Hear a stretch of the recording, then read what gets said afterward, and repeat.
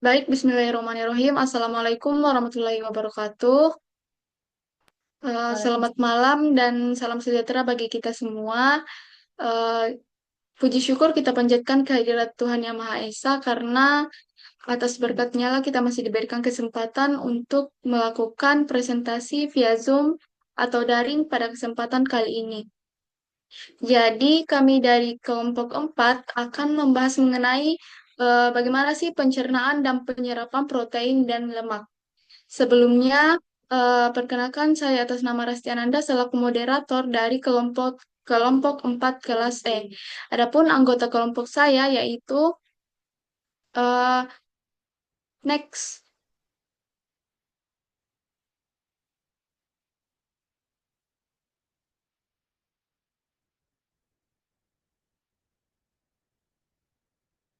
Nah, adapun anggota kelompok saya yaitu yang pertama Nurfadila Darmin, kemudian yang kedua Arshinta Salsabila, ketiga Sanas Triani Beru, yang keempat Nur Aziza Rohima, dan yang keenam Andi Nurfahira. Baik, langsung saja kita ke materi pertama yaitu pengertian protein dan lemak yang akan dijelaskan oleh saudari Nurfadila Darmin. Kepadanya dipersilahkan.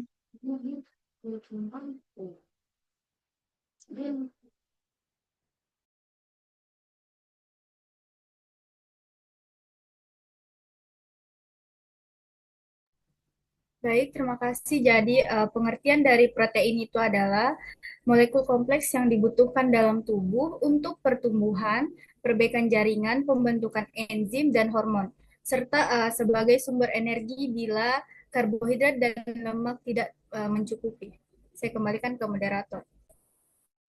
Baik, terima kasih kepada saudara Nurfadila Darmin yang telah menjelaskan pengertian dari protein itu sendiri.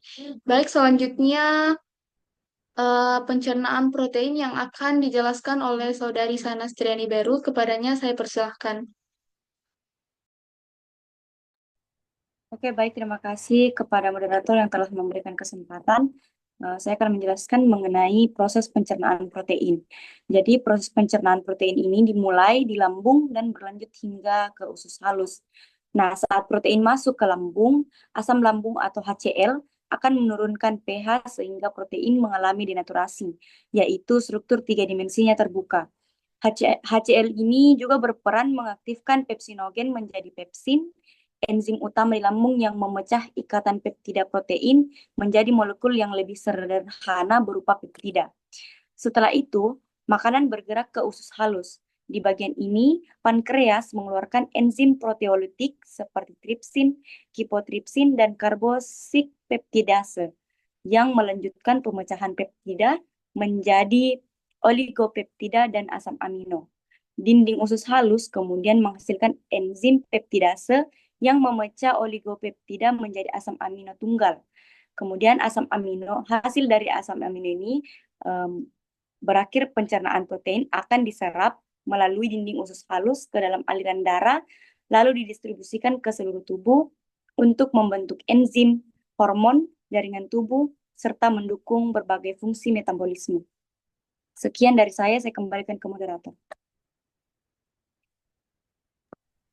Baik, terima kasih kepada saudari Sanas Triani Beru yang telah menjelaskan mengenai pencernaan protein. Selanjutnya, materi mengenai penyerapan protein yang akan dijelaskan oleh saudari Andi Nurfahira. Kepadanya saya persilahkan. Baik, terima kasih kepada moderator atas kesempatan yang telah diberikan. Selanjutnya, penyerapan protein. Produk akhir pencernaan terdapat asam amino, dipeptida, dan tripeptida. Selanjutnya, mekanisme masuk ke enterosit atau sel usus. Asam amino masuk melalui transport aktif Na plus dependent carriers. Dipeptida dan tripeptida diangkut oleh PEP1 transporter atau H plus dependent. Selanjutnya, di dalam enterosit, dipeptida dan tripeptida sebagian besar dipecah oleh peptidase menjadi asam amino. Jadi, hampir semua produk akhirnya adalah asam amino bebas. Selanjutnya, transport keluar dari enterosit. Asam amino melewati membran basolateral, kemudian masuk ke vena porta, kemudian ke hati. Hati menjadi organ pertama yang memproses asam amino sebelum didistribusikan ke jaringan tubuh lain. Sekian dari saya kembalikan kepada moderator. Baik, terima kasih kepada Saudari Andi Nurfaira yang telah menjelaskan mengenai bagaimana penyerapan dari protein itu sendiri. Selanjutnya, pengertian dari lemak yang akan dijelaskan oleh Saudari Nurfadila Darmin. Kepadanya disilahkan. Baik, terima kasih. Jadi, pengertian dari lemak itu adalah zat gizi yang berfungsi sebagai cadangan energi, pelindung organ tubuh, penyusun membran sel, serta dapat membantu penyerapan vitamin larut lemak, yaitu vitamin A, vitamin D, vitamin E, dan vitamin K. Sekian dari saya kembalikan ke moderator. Baik, terima kasih.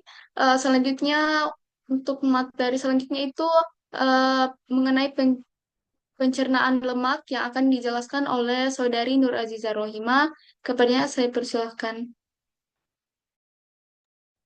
Baik, terima kasih atas kesempatan yang telah diberikan oleh moderator. Di sini saya akan menjelaskan tentang pencernaan lemak. Dimulai dari mulut, lemak hampir tidak tercerna di mulut karena enzim di mulut lebih banyak untuk karbohidrat atau disebut dengan amilase.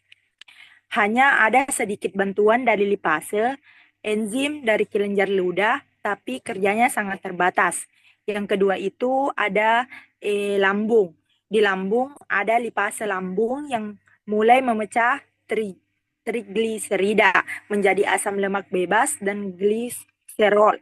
Tapi masih masih kecil porsinya. Yang terakhir itu ada usus halus.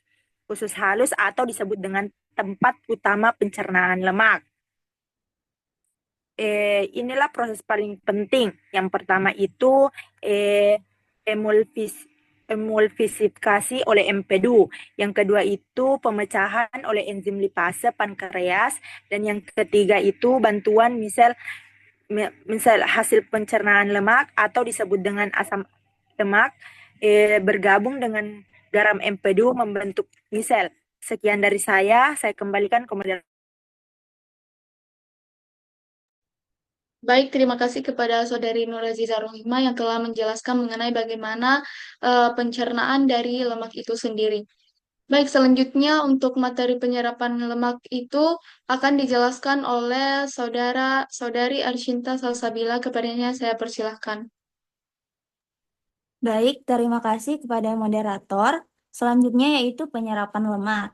Yang pertama yaitu pembentukan micelle atau micelle, yang itu produk pencernaan lemak, yaitu asam lemak, lalu MAG atau monoasil gliserol, lalu kolesterol, serta vitamin larut lemak, yaitu vitamin A, D, E, dan K, yang dibungkus garam empedu sehingga membentuk misel.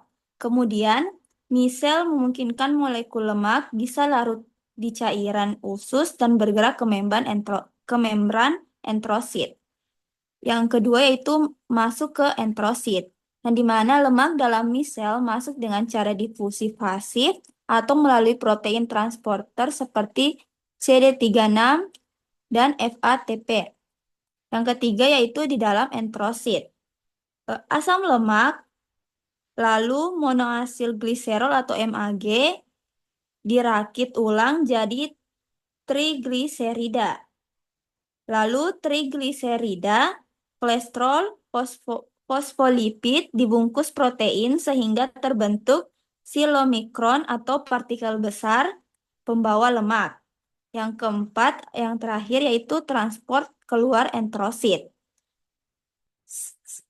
Silomikron tidak langsung masuk ke vena porta seperti asam amino, tapi ke sistem limfatik atau lakteal. Dari limfa masuk ke ductus thoracicus, lalu baru masuk ke peredaran darah. Sekian dari saya kembalikan ke moderator. Baik, terima kasih kepada Saudara Ashinta Salsabila telah menjelaskan mengenai penyerapan lemak. Next.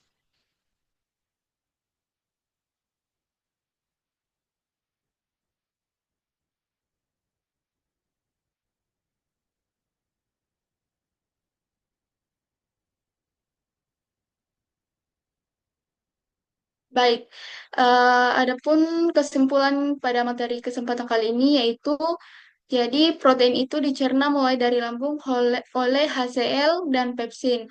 Lalu di usus halus itu diuraikan enzim pankreas hingga menjadi asam asam amino bebas. Nah, asam amino ini itu diserap oleh enterosit dan dialirkan melalui vena porta menuju hati untuk kemudian diedarkan ke seluruh tubuh.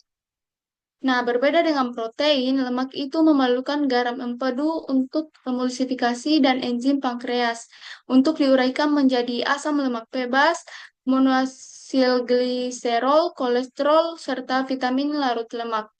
Produk ini itu dibungkus dalam misel, masuk ke enterosit, kemudian disusun ulang menjadi trigliserida dan dikemas sebagai kilomikron.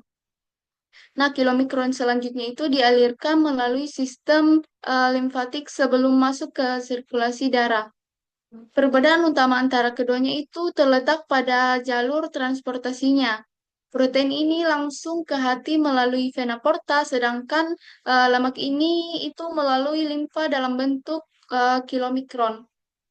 Baik, sekian presentasi pada kelompok kami pada kesempatan kali ini. Kurang lebihnya mohon dimaafkan. Wabillahi taufiq wal hidayah. Wassalamualaikum warahmatullahi wabarakatuh.